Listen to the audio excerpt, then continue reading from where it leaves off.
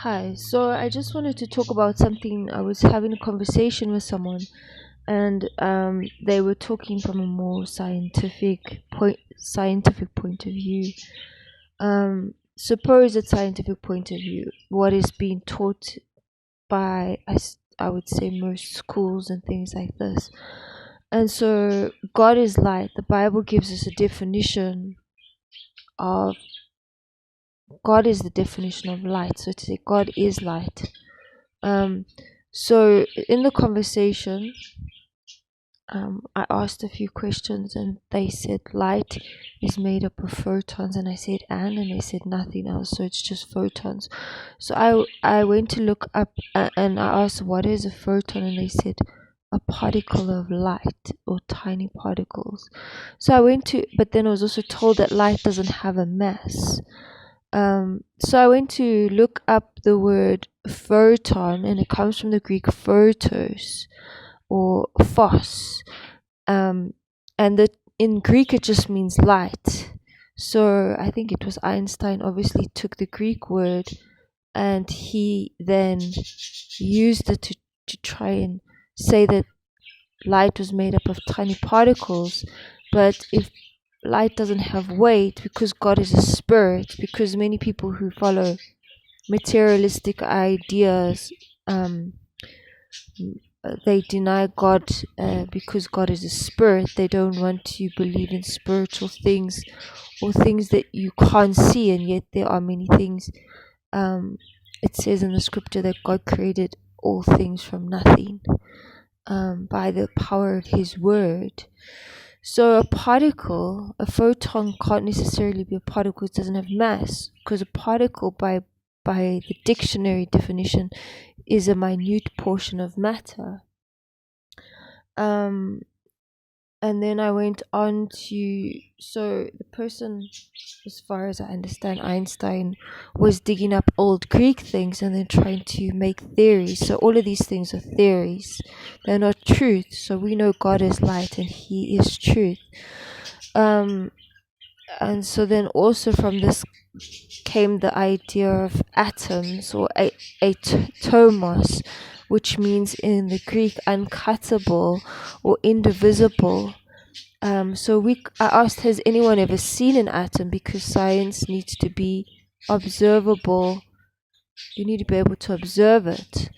And I mean, ultimately, nobody has seen it. So the idea of an atom is that it's the smallest particle of a chemical element. So I thought here again is the problem of particle. And again, then you have people who follow materialistic ideas that want to deny God. I mean, Jesus Christ took on flesh and blood. He became a man. But God is spirit, and those who worship Him must worship Him in spirit and truth. So this idea of particle came up again, a minute portion of matter, whereas most would say matter can be divided.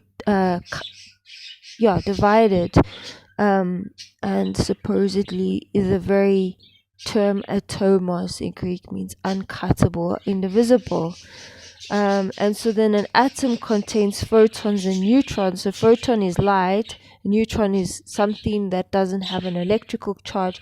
So I looked up what is the mass of a neutron, and they said it's the same as a photon, but suppose a photon doesn't have mass. So I just thought, okay, this is very interesting. Because, I mean, ultimately we can see light, but you can't necessarily weigh it. I don't know.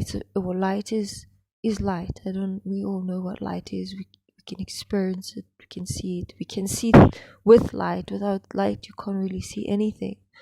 So I think there's far more to light than trying to turn it into a kind of materialistic thing. So I also asked the question, has anyone seen an atom? And no, they haven't. So we might see a drawing that someone has made of what they think an atom might look like, but nobody's actually seen that. It's just a theory. And this is also the problem with evolution. Nobody's actually observed it with their eyes. Nobody has seen a any other animal turn into another. There might be a variation within the kind. Like dogs might be different shapes and sizes and colors, but they're still dogs the same as humans. We're all still humans, even though we might be different shades of brown. Be it lighter or darker. So yeah, that was just some things I've been thinking about, just to be careful, because sometimes we and the biblical definition, is always, it's just so much easier to understand. And it's right, God is light, and in him there is no darkness at all. And then that light, energy cannot be destroyed or created. This is far more closer to what we understand. God is the he's neither created and neither can he be destroyed. Christ rose from the grave. He's called the light of the world. Light has come into the world, but men love darkness rather than light, because their deeds were evil. It says in the scripture, in the beginning was the Word, and the Word was with God, and the Word was God.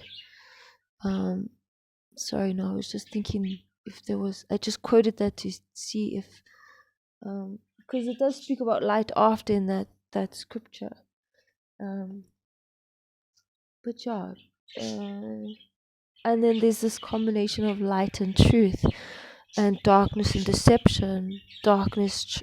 In darkness, people try to hide their bad deeds in the night, or the idea of covering something, whereas light exposes and shines on everything, makes everything seen, so that we can see everything for what it really is. With load shedding, if you don't have light, everything is dark, can't switch on the light, and you can't really see what is in front of you or whatever, so you go and get a light to shine.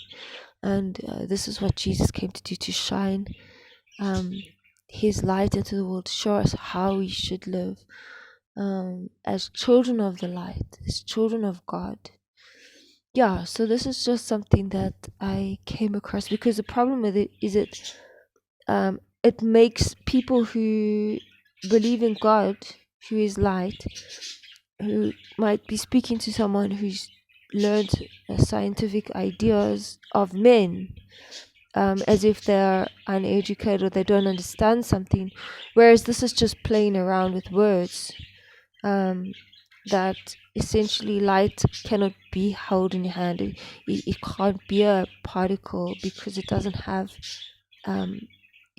it's not matter. It doesn't have a mass. It's not a matter. It's not a material thing.